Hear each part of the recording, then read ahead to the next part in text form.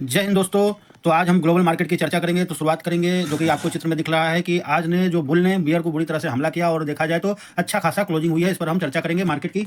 तो शुरुआत करेंगे हम सेंसेक्स से। सेंसेक्स की क्लोजिंग की बात की जाए तो लगभग 83,294 पे हुई है, लगभग 480 पॉइंट बढ़कर लगभग आधा % से ज़्यादा की तेजी के साथ।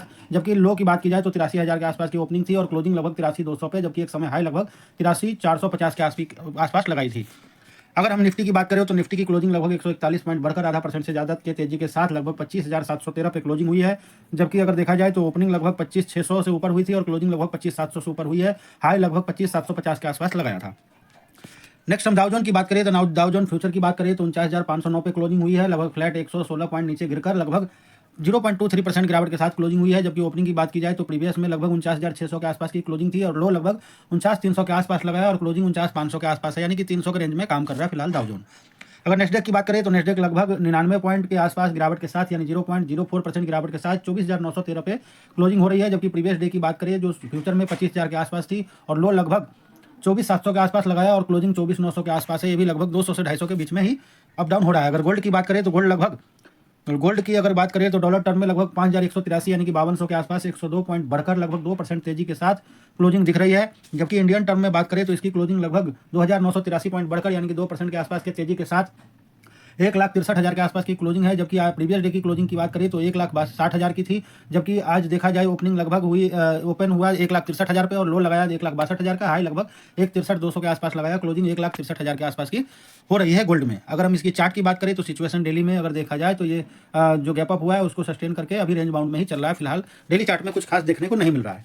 अगर सिल्वर की बात करें तो सिल्वर की अगर क्लोजिंग की बात की जाए तो लगभग $87 के आसपास हुई है, लगभग $4.5 बढ़कर यानी कि 5.5% की तेजी के साथ क्लोजिंग दिख रही है। जबकि इंडियन टर्म में बात करें तो लगभग 12,856 पॉइंट बढ़कर 5% तेजी के साथ 2,65,800 पे क्लोजिंग दिख रही है। जबकि प्रीवियस डे की क्लोजिंग की बात करें तो 2,53,000 के आसपास थी और आज ओपनिंग लगभग 2,63 पे यानी कि 10,000 पॉइंट की ओपनिंग हुई है। जबकि लो की बात करें तो 2,60,000, जबकि हाई लगभग 2,68,875 यानी कि 2,69,000 का लगाया और क्लोजिंग 2,63,000 के आसपास लगाया, यानी कि टॉप से लगभग 6,000 नीचे, जबकि नीचे से लगभग 12,13,000 ऊपर की क्लोजिंग हुई है। चार्ट की बात करें तो गैप अप हुई है। देखा जाए प्रीवियस डे की क्लोजिंग भी ठीक ठाक थी, लेकिन आज गैप अप होकर अभी तक सस्टेन कर रहा है। लेकिन अगर हम डेली चार्ट में देखें तो रेंज बाउंड ही दिख रहा है लंबे समय में। ग्लोबल मार्केट की बात करें तो ग्लोबल मार्केट में लगभग निकाई की बात करें तो 152 पॉइंट गिर के यानी कि मामूली सी गिरावट के साथ 57,000 पे क्लोजिंग हुई है। जबकि हैंगसेंग की बात करें तो लगभग 205 पॉइंट बढ़कर 0.5% तेजी के साथ 27,036 पे क्लोजिंग हुई है और ये अभी देखा जाए तो बहुत ही अच्छा रिटर्न दिया है 1 ईयर में। अगर यूरो स्टॉक की बात करें यूरोप की तो लगभग 5 पॉइंट बढ़कर फ्लैट सी क्लोजिंग 6,141 पे हो गई है। जबकि डेक्स यानी कि जर्मनी की बात करें तो लगभग 100 पॉइंट के गिरावट के साथ मामूली सी यानी कि 0.39% गिरकर 25,147 पे क्लोजिंग हुई है। अगर ऑयल की बात करें क्रूड की तो क्रूड में जो है लगभग आज की क्लोजिंग की बात करें तो लगभग $66 पे क्लोजिंग हुई है, यानी कि आधा % की गिरावट के साथ $0.36 गिरकर और देखा जाए तो लगभग 65.4 का भी लो लगाया था और हाई की बात करें तो 66.4 के आसपास यानी कि $1 के रेंज में ही घूम रही है अगर क्रूड ऑयल की बात करें। अगर हम डॉलर इंडेक्स की बात करें तो लगभग $98 के आसपास की क्लोजिंग हुई है, लगभग 122 0.120 गिरकर लगभग 0.12 गिरावट के साथ। जबकि लो की बात की जाए तो 97.3 का लगाया और क्लोजिंग लगभग 97.6 के आसपास यानी कि $0.3 के आसपास की ऊपर नीचे दिख रहा है डॉलर। अगर इंडियन वर्सेस रुपये डॉलर की बात करें तो लगभग इंडियन रुपी आज कमजोर हो गया है, लगभग 90.8 यानी कि 91 के आसपास पहुंच गया है, लगभग 0.186 पैसे गिरकर 0.21 की गिरावट के साथ क्लोजिंग हुई है। चार्ट हरे में है लेकिन गिरावट हुई है, यानी कि डॉलर मजबूत हुआ है, रुपए कमजोर हुए हैं।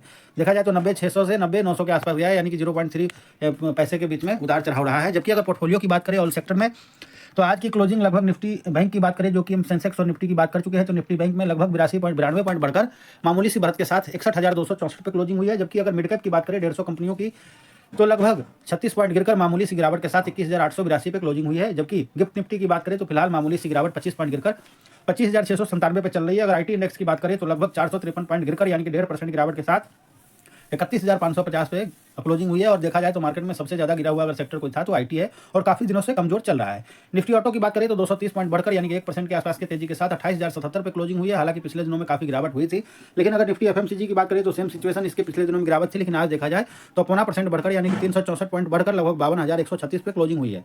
निफ्टी स्मॉल कैप 250 इंडेक्स की बात करें तो 69 पॉइंट बढ़कर लगभग 16,027 पे क्लोजिंग हुई है। लगभग देखा जाए तो आधा % के तेजी के साथ ही क्लोजिंग हुई है।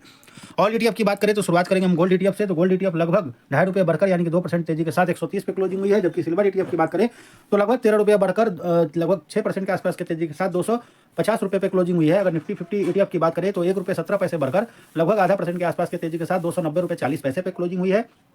और बैंक बीज की बात करें तो लगभग ₹1 बढ़कर लगभग ₹631.98 पे क्लोजिंग हुई है मामूली सी बढ़त के साथ। अगर मिड कैप ईटीएफ की बात करें 150 की, तो लगभग 67 पैसे गिरकर यानी कि 0.30 गिरकर लगभग ₹225.80 पे क्लोजिंग हुई है। लेकिन एचडीएफसी स्मॉल कैप 250 ईटीएफ की बात करें तो 36 पैसे बढ़कर लगभग ₹161.25 पे क्लोजिंग हुई है। निफ्टी आईटी इंडेक्स की ईटीएफ की बात करें तो लगभग 50 पैसे गिरकर यानी कि 1.5% गिरावट के साथ ₹34.88 पे क्लोजिंग हुई है। जबकि Nippon India Nifty auto ETF की बात करें तो ₹2 बढ़कर यानी 0.25% के तेजी के साथ ₹288.44 पे क्लोजिंग हुई है। अगर आईसीआईसीआई प्रूडेंशियल एफएमसीजी ईटीएफ की बात करें तो लगभग 31 पैसे बढ़कर लगभग आधा % से ज्यादा के तेजी के साथ ₹55.72 पे क्लोजिंग हुई है। अगर विक्स की बात करें, इंडियन विक्स की बात करें तो लगभग इसमें आज जो है लगभग 1.5% के आसपास की गिरावट के साथ यानी कि 0.2250 गिरकर लगभग 14.1375 पे क्लोजिंग हुई है। और आज लगभग ओपनिंग 13.2 पे हुई थी, लेकिन नीचे से देखा जाए तो क्लोजिंग टॉप पे ही हुई है, बाकी ऊपर से नीचे की ओर ही क्लोजिंग हुई है।